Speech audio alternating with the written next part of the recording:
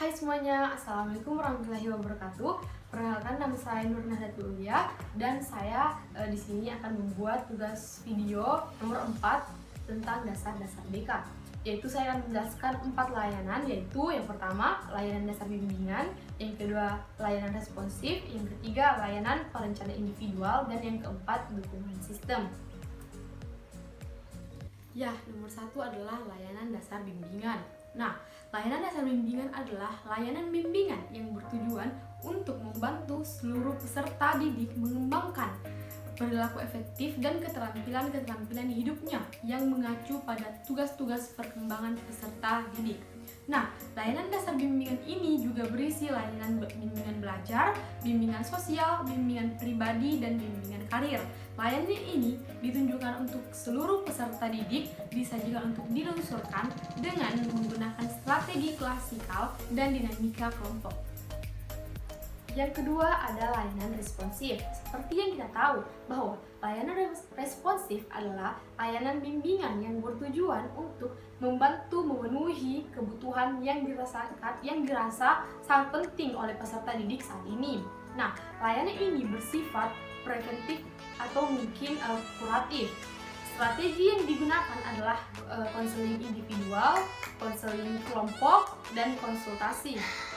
Isi layanan responsif ini adalah yang pertama ada bidang pendidikan, yang kedua ada bidang belajar, yang ketiga ada bidang sosial, yang keempat ada bidang pribadi, yang kelima ada bidang karir, yang keenam ada bidang tata tertib sekolah, yang ketujuh ada bidang narkotika dan perjudian, yang kedelapan ada bidang perilaku seksual, yang kesembilan ada bidang kehidupan lainnya.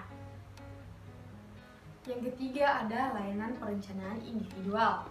Layanan perencanaan individual adalah layanan bimbingan yang bertujuan membantu seluruh peserta didik memuat dan mengimplementasikan rencana-rencana pendidikan, karir, serta pribadinya. Tujuan utama dari layanan ini adalah membantu peserta didik untuk dapat memantau dan memahami pertumbuhan dan perkembangan dirinya sendiri. Kemudian merencanakan dan mengimplementasikan atas dasar hasil pemantauan dan pemahamannya pada dirinya sendiri. Dan strategi pelaksanaannya adalah konsultasi dan konseling. Dan yang keempat ada dukungan sistem.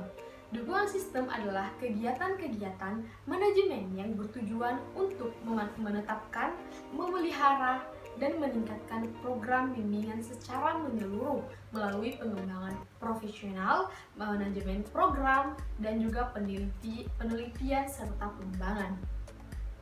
Nah, adapun kegiatan utama dari keempat layanan bimbingan dan konseling di atas dalam diimplementasikannya didukung dengan beberapa jenis layanan bimbingan dan konseling, antara lain yang pertama ada layanan pengumpulan data, yang kedua ada layanan informasi, yang ketiga ada layanan penempatan, yang keempat adalah layanan konseling, yang kelima ada layanan referensi, yang keenam ada layanan mediasi, dan yang ketujuh ada namanya layanan penelitian dan tindak lanjut. Nah, selanjutnya saya akan membahas mengenai jenis-jenis layanan dari bimbingan konseling komprehensif. Yang pertama yaitu layanan pengumpulan data. Nah, layanan pengumpulan data adalah kegiatan yang berbentuk pengumpulan, pengolahan, dan penghimpunan berbagai informasi tentang peserta didik beserta latar belakangnya guna memperoleh pemahaman yang lebih objektif terhadap peserta didik dalam membantu mereka untuk mencapai perkembangan yang optimal. Yang kedua ada layanan informasi. Layanan informasi yaitu pemberian sejumlah informasi kepada seluruh peserta agar peserta didik memiliki informasi yang memadai baik tentang dirinya maupun lingkungan di sekitarnya. Ada yang ketiga yaitu pelayanan penempatan. Pelayanan penempatan yaitu layanan untuk membantu peserta didik memperoleh wadah yang sesuai dengan potensi yang dimilikinya agar bisa mencapai potensi yang lebih optimal lagi.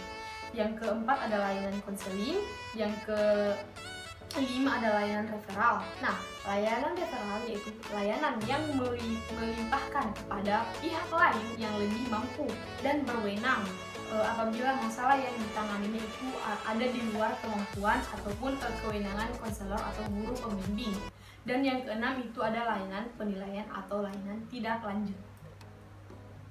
Selanjutnya saya akan menjelaskan mengenai fungsi dari bimbingan konseling komprehensif. Nah, seperti yang kita ketahui bahwa bimbingan konseling komprehensif memiliki fungsi yang dikembangkan dari fungsi bimbingan konseling klasik. Nah, berikut saya jelaskan fungsinya. Yang pertama ada pemahaman. Selanjutnya saya akan menjelaskan mengenai fungsi-fungsi dari bimbingan konseling komprehensif. Yang pertama yaitu ada pemahaman. Nah, pemahaman ini yaitu membantu peserta didik untuk memiliki pemahaman mengenai potensi dirinya dan kondisi lingkungannya. Yang kedua ada preventif, upaya pencegahan agar peserta didik tidak mengalami masalah-masalah dari pengembangan dirinya. Yang ketiga ada yang namanya pengembangan. Konselor senantiasa berusaha untuk menciptakan suasana yang kondusif dan dalam kegiatan belajar dan memberikan fasilitas yang nyaman untuk perkembangan siswa. Yang keempat ada namanya perbaikan. Fungsi konselor yang sifatnya kuratif atau penyembuhan terhadap akibat dari masalah yang dialami siswa tersebut. Yang kelima ada penyaluran. Kegiatan bimbingan konseling yaitu berfungsi untuk membantu peserta didik dalam memilih kegiatan seperti ekstrakurikuler, kursus, les, jurusan kelas, dan lain sebagainya. Yang keenam ada namanya adaptasi. Konselor memiliki fungsi untuk membuat para peserta didiknya dapat menyesuaikan dirinya dengan baik atau dapat dikatakan dengan adaptasi. Dan yang ketujuh atau yang terakhir adalah penyesuaian.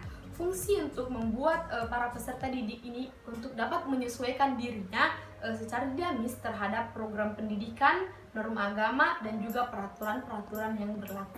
Nah, materi terakhir saya akan menjelaskan mengenai fungsi pengembangan bimbingan konseling komprehensif. Yang pertama yaitu dibutuhkan oleh semua peserta didik.